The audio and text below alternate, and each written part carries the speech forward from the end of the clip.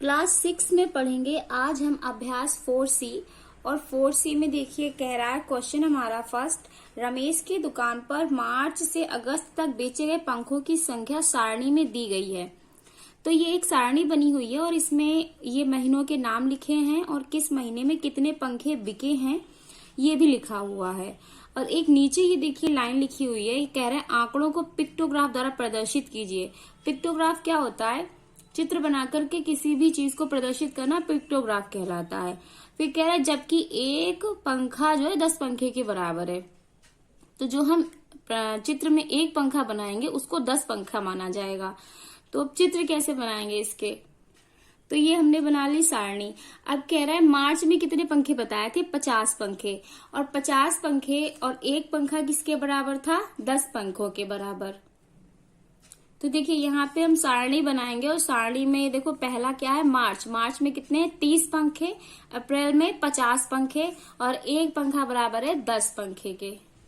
तो ये सारणी बना के तैयार कर ली हमने। और इसमें मार्च में कितने पंखे थे? 30। अब 30 पंखों को किस तरीके से बनाएंगे? तो 30 पंखे यहाँ पे बना लेंगे हम, ये इस तरीके से। एक पंखा, दो पंखा। हमें क्वेश्चन सॉल्व करना है, यहाँ कोई इतनी अच्छी ड्राइंग करने का कोई मतलब नहीं है, तो इसलिए मैंने एग्जाम्पल के तौर पे ये इस तरीके से बना दिया। तो मार्च में कितने? 30 पंखे थे, तो हमने 3 पंखे बनाए। क्यों? क्योंकि एक पंखा 10 पंखे के बराबर था। तो देखिए 10, 10, 10, तो टोटल 30 हो गए। इसी तरीके से अप्रैल में दे रहा था 50 पंखे। तो देखिए अप्रैल में 50 पंखे दे रहा था, तो 50 पंखे मतलब कितनी बार पंखे बनाएंगे? देखिए एक पंखा 10 के बराबर है, तो एक पंखा ये 10 हो गया, 20, 30, 40 और ये 50। ऐसे ही मई में 60 है, तो 6 पंखे बना लेंगे यहाँ पे। तो ये हो गए हमारे 6 पंखे। 3, 4, 5 और ये 6। ऐसे ही जून में 70 है, तो 7 पंखे। तो ये हो गया हमारा क्वेश्चन। जून में 70 थे तो 7 पंखे, क्योंकि एक पंखा 10 के बराबर है। जुलाई में 50 थे तो 5 पंखे। अगस्त में 40 था तो 4 पंखे। तो ये हमारा पिक्टोग्राफ बनके तैयार हो गया है। फर्स्ट क्वेश्चन तो हमारा कंप्लीट हो गया। अब ये सेकंड में कह रहा है किसी सप्ताह के विभिन्न दिनों में बेची गई घड़ियों की संख्या नीचे दर्शाई गई है। तो एक घड़ी को एक ही घड़ी मानेंगे यहाँ पर, ठीक है।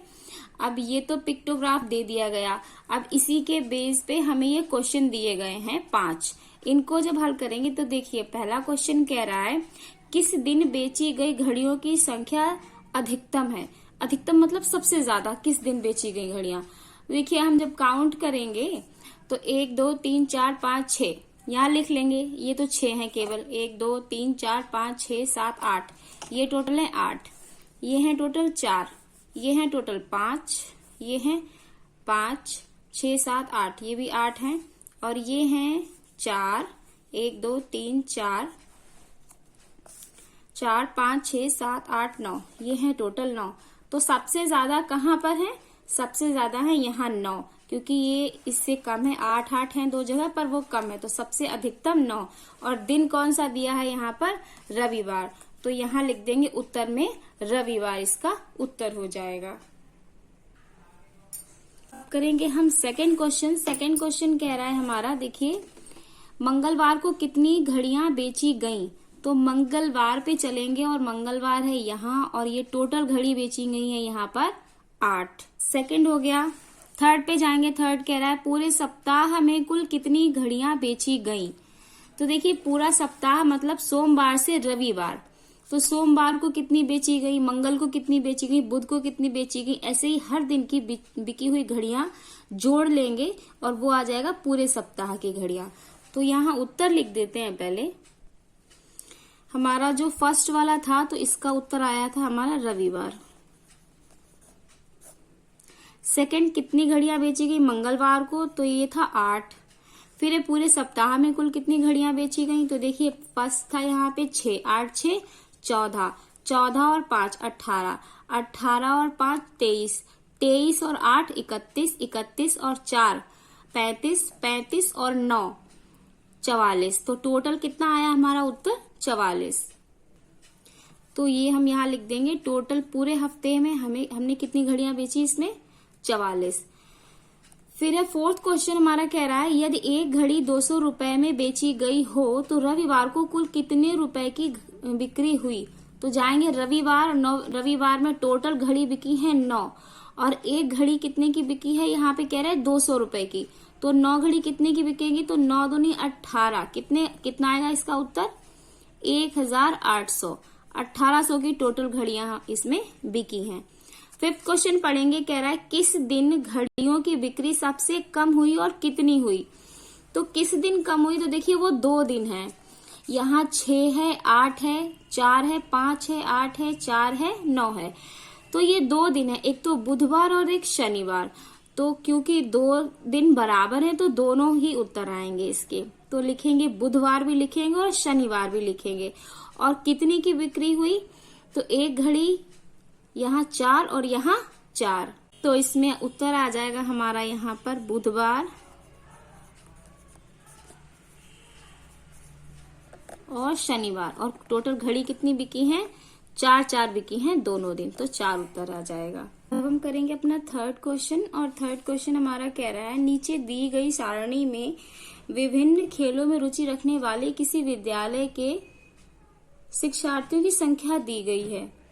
तो देखिए ये खेल दिए गए हैं, फुटबॉल, हॉकी, क्रिकेट, कबड्डी, शतरंज।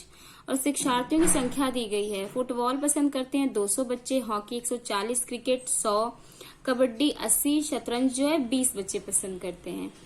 तो यहाँ पर आंकड़ों को चित्रारेख द्वारा प्रदर्शित कीजिए।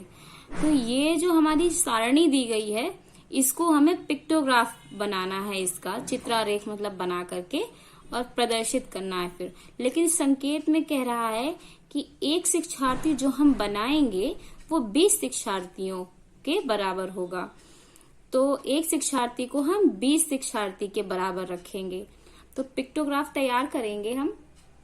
तो देखिए ये हमने पिक्टोग्राफ तैयार किया है और इसमें कह रहा है फुटबॉल कितने शिक्षार्थी पसंद करते हैं, 20। और एक शिक्षार्थी कितने के बराबर है, 20 के बराबर। तो फुटबॉल कितने शिक्षार्थी पसंद करते हैं, 200। 200 शिक्षार्थी ऐसे हैं जिन्हें फुटबॉल पसंद है।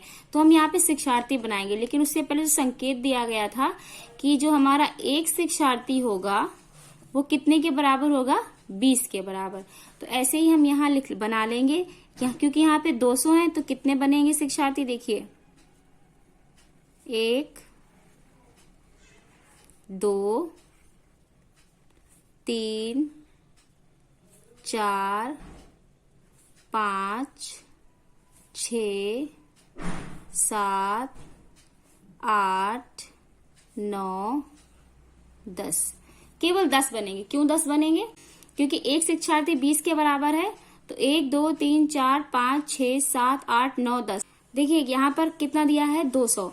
तो कितने शिक्षार्थी बनाएंगे हम, 10। क्यों बनाएंगे 10, क्योंकि एक शिक्षार्थी 20 के बराबर। तो 20 कम 20, 20 दूनी 40, 20 से 60, 20 चौको 80, 20 पंचे 100, 20 छंगा 120, 20 सत्ते 140, 20 अट्ठे 160, 20 नेमा 180, 20 दिशामन 200। अब ऐसे ही नेक्स्ट हॉकी जो पसंद करते हैं, कितने पसंद करते हैं, 140। तो कितना बनाएंगे यहाँ पे हम, 7 शिक्षार्थी बना देंगे। तो 1 2 3 4 5 6 और ये 7 हो गए। ऐसे ही क्रिकेट पसंद करते हैं 100। तो टोटल हम बनाएंगे यहाँ पे 5।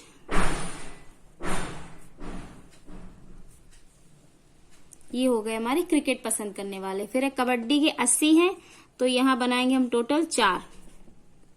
20 कम 20, 20 दूनी 40, 20 तिया 60, 20 चौको 80।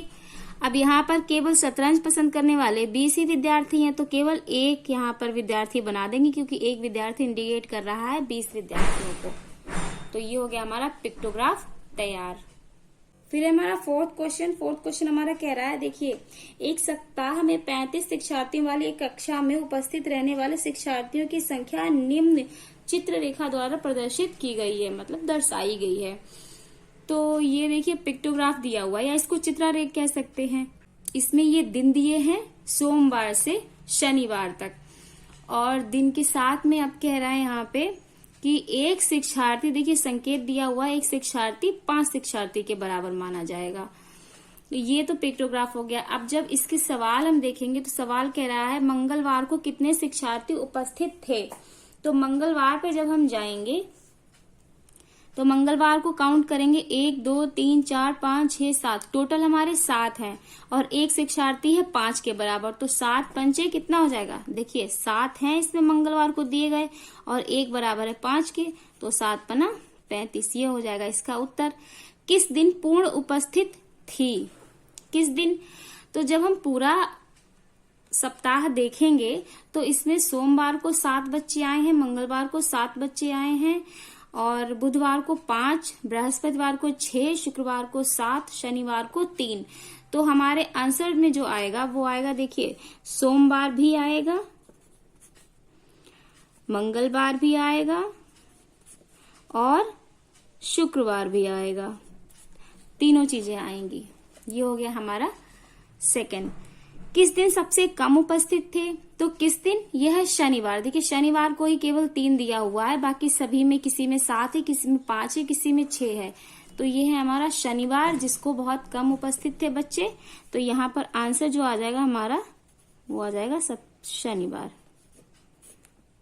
फिर है बुधवार को कितने शिक्षार्थी उपस्थित थे, तो बुधवार को कितने थे उपस्थित, 5। यहाँ 5 फोटोज दी गई हैं तो 5 लिखेंगे और एक शिक्षार्थी बराबर है 5 के, तो 5 25, टोटल आंसर आ जाएगा हमारा 25। फिर है हमारा 5वां क्वेश्चन, कह रहा है विभिन्न वर्षों में एक विद्यालय की शिक्षार्थियों की कुल संख्या निम्नलिखित सारणी द्वारा प्रदर्शित है। अब वर्ष दिया है 2000, 2002, 2004, 2006, 2008। शिक्षार्थियों की संख्या दी गई है 400, 500, 700, 600, 800। संकेत कह रहा है एक शिक्षार्थी बराबर है 100 शिक्षार्थी, लेकर एक चित्रारेख बनाइए और निम्नलिखित प्रश्नों के उत्तर दीजिए। तो चित्रारेख भी खुद ही बनाना है हमें, उसके बाद उत्तर भी खुद ही देना है। तो पहले चित्रारेख बना लेते हैं। तो ये चित्रारेख बना लिया है हमने और इसमें कह रहा है सन 2000 में 400 विद्यार्थी बता रहा है और एक विद्यार्थी संकेत में कह रहा था कि 100 विद्यार्थी बराबर एक चित्र जो हम बनाएंगे वो 100 विद्यार्थियों के बराबर होगा। तो क्योंकि यहाँ पे 400 दिया है तो कितने बनेंगे, 4 चित्र। तो ये हो गए 400 विद्यार्थी। फिर है यहाँ पर 500, 2000 में 500, तो देखिए ये यहाँ पे बनेंगे 500।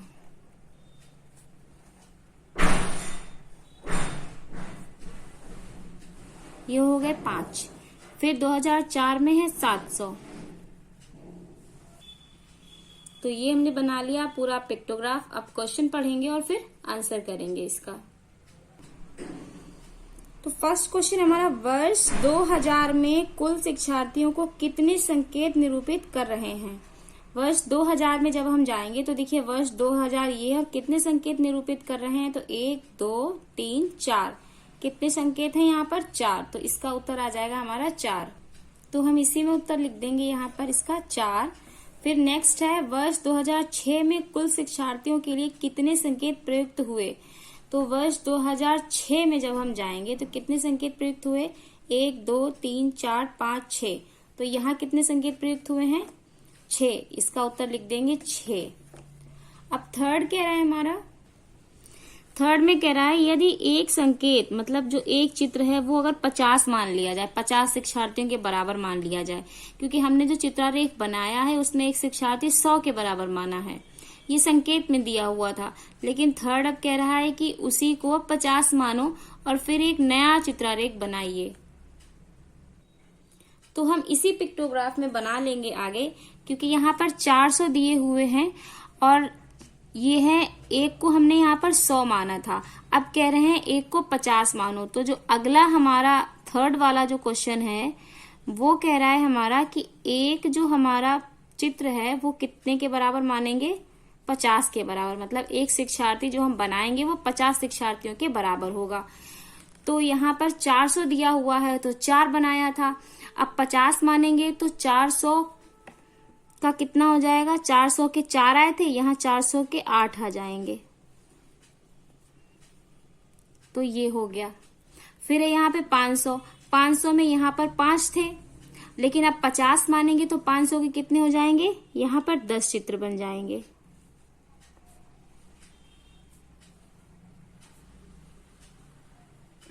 एक, दो, तीन, चार, 5, 6, 7, 8, 9, 10।